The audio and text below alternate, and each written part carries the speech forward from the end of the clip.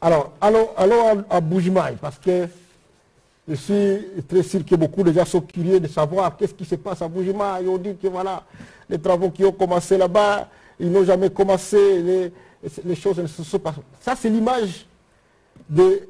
Mais lorsque je suis allé lancer des travaux à Bujimaï, vous pouvez voir le terrain qui était vide.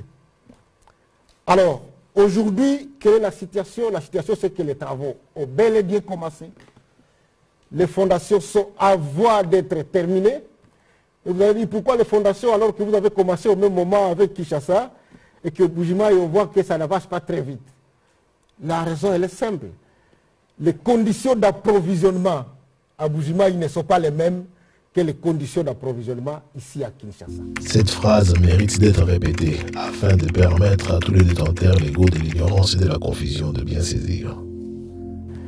Les conditions d'approvisionnement à Bujimaï ne sont pas les mêmes que les conditions d'approvisionnement ici à Kinshasa. Les conditions d'approvisionnement à Bujimaï ne sont pas les mêmes que les conditions d'approvisionnement ici à Kinshasa.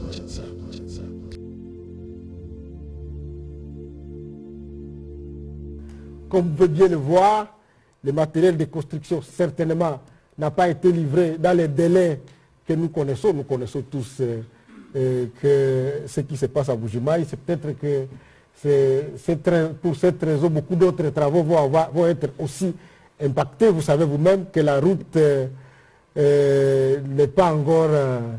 et que le train qui fait Moneditu n'est pas tellement régulier, ce qui fait qu'effectivement, à cause des retards d'approvisionnement, on a des problèmes pour le rythme d'avancement des travaux à Bujimaï. Mais je voudrais vous dire, ce que vous voyez là, c'est le gros de travail pour la fondation qui est quasi terminé. Et que donc, comme ils assurent que d'autres livraisons ont été faites, les travaux vont devoir s'accélérer et nous allons avoir de belles infrastructures, de nouvelles infrastructures pour l'université de Bujimaï. Il en est de même pour Kananga, qui connaît pratiquement les mêmes conditions. Ça, c'est le terrain tel qu'il était à juin lorsque moi je suis arrivé là-bas. Vous pouvez le voir, le terrain est vide. Mais si vous voyez les images d'aujourd'hui, vous allez voir que non seulement on a pu creuser, mettre déjà les basements, et vous voyez que les bâtiments sont en train de sortir des terres. Mais ce que vous voyez là, ce sont que des images de drones.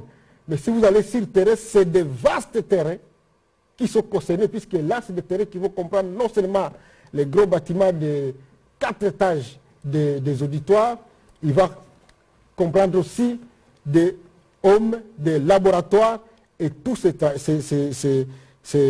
infrastructures sont complètement équipées. Je ne vais pas vous fatiguer parce que cet exercice consiste à apporter la bonne information à la population.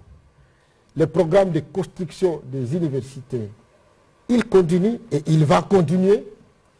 Et ça va être pour la première fois, et j'insiste sur ça, que la République démocratique du Congo va songer à pouvoir donner des infrastructures adéquates à nos universités, pas seulement à Kinshasa, mais cette fois-ci aussi dans plusieurs provinces. Et ce programme va continuer. Le chef de l'État nous a demandé de pouvoir continuer avec ce programme. Je voudrais chuter à ce stade ici en vous disant que pour ce qui concerne les attributions des marchés, nous avons respecté toutes les étapes. Ce programme aurait dû commencer depuis trop longtemps, mais le chef de l'État, puisqu'il tient au respect de la loi, a exigé que toutes les étapes de passation des marchés soient respectées, ce qui a été fait. Et nous félicitons notamment la Cour des comptes qui, dans son travail régalien, va devoir procéder effectivement à la vérification de la régularité de tous les actes qui ont été posés dans le cadre des marchés qui ont été gagnés à ce stade. Donc je voudrais vous demander au peuple congolais d'être patient. C'est vrai qu'à Bujimaï, ça n'avance pas au même rythme qu'à Kinshasa, mais ces travaux seront achevés parce que la volonté du chef de l'État est celle-là et elle va être respectée. Merci beaucoup, monsieur le ministre. Ces travaux seront achevés parce que la volonté du chef de l'État est celle-là et elle va être respectée. Fachi, fils d'Abraham.